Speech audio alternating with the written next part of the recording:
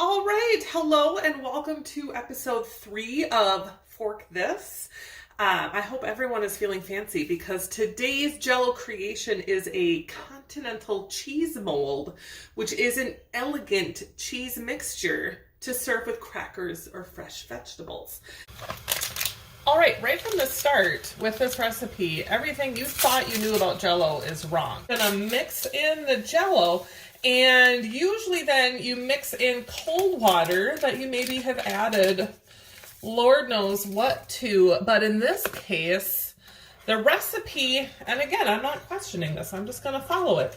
The recipe says you just mix the Jello in the boiling water and then you put it right in the fridge. And we've got lemon Jello. The recipe says I can use either lemon or lime Jello. And I thought lemon seems like a more natural flavor to mix with cheese. I'm thinking a nice like roundness will be attractive with something that I would potentially put crackers and vegetables all around it. So you want to think about presentation with this as much as anything. So, all right, so while my Jello is chilling, I get to mix together the other ingredients. Starting with some cottage cheese, and this is the real reason why I picked this recipe, is because I get to use the hand mixer. It's gonna be a good day. Yeah, looks like a lot. And technically, the recipe called for creamed cottage cheese, which wasn't an option at the grocery store. I'm gonna assume that once I mix this up with my hand mixer that it will be considered creamed. Gonna mix the cottage cheese. It's not doing anything. It's just stirring it around. Okay, whatever. It's creamed. Fine. It's creamed cottage cheese. I don't even know what that means anyways. Next is a half cup of sour cream. Also in here, that's gonna be half this little container. Just eyeballing it here, I'm pretty sure I know what half a container of sour cream looks like. Yeah, that's thickening up real nice. Next, 4 ounces of Roquefort or blue cheese crumbled, which is this whole thing. So we're just gonna put all the blue cheese in there.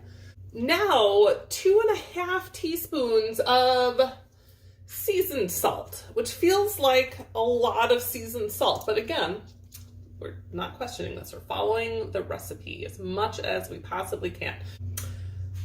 Here's where things felt a little interesting on the recipe is the 3/4 teaspoon of Worcestershire sauce that goes in, which isn't an intuitive thing that I would put in a cheese dip or Jello, but apparently Worcestershire is what's going to make this elegant.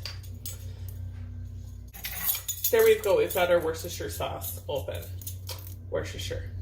That should be good for the Worcestershire. And then finally, a half teaspoon of lemon juice, which I'm just gonna squeeze in there. I love the little squeezy lemon. I know, I should buy a real lemon and cut it in half. It feels more authentic to be just squeezing juice in from a plastic lemon into this Jello salad though. So that feels like the right amount of it.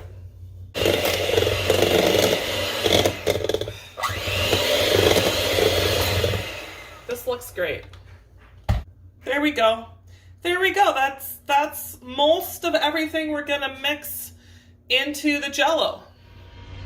Okay, so the recipe also calls for some fresh chives, and I actually have some growing out here in my backyard that I'm just gonna snip with my kitchen scissors to put in here. So we're going full barefoot Contessa on this one.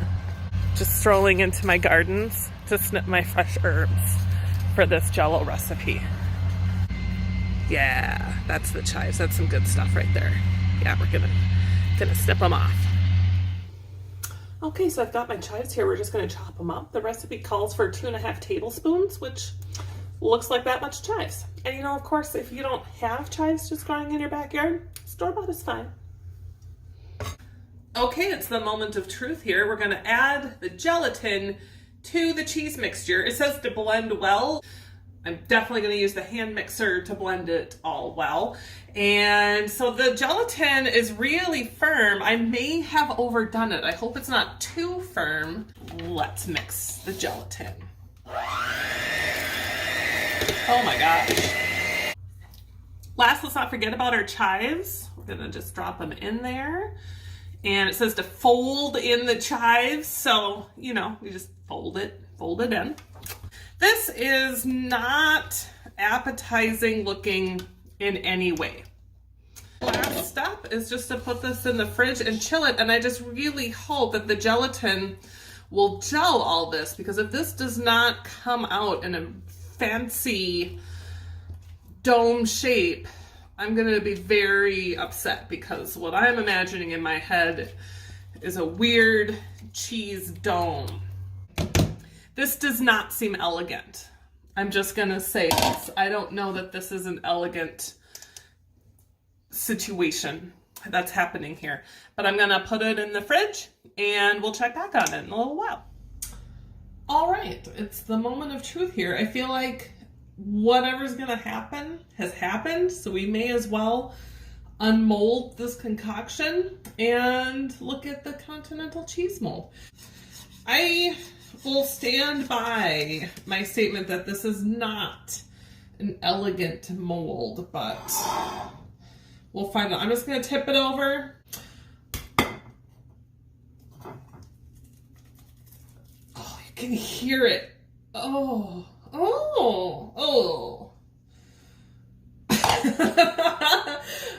I was hoping that this would be something I could bring to parties, and I bet I won't. So there's a little chunk that kind of was stuck and came out, but I mean, it's kind of holding its shape. I don't know. There had to have been either something was different back when this was made, because I refuse to believe that this was the planned end product for this elegant mold. But I'm gonna serve it with crackers. I've got some Ritz crackers here.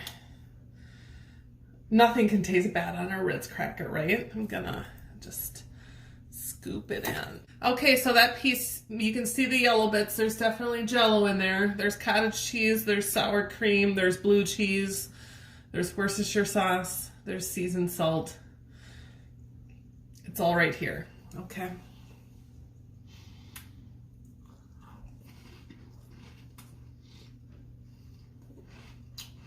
Oh my God. Why? Oh man, lemon. I'm getting a lot of lemon. There's blue cheese and definitely Worcestershire. I need a glass of water. It's PBR2D2, so, you know, that's something. He's helping. Whoa. I thought this would be a winner, but it is not. All those cheeses, that doesn't work. This isn't working. No. Well, thanks. Fork this.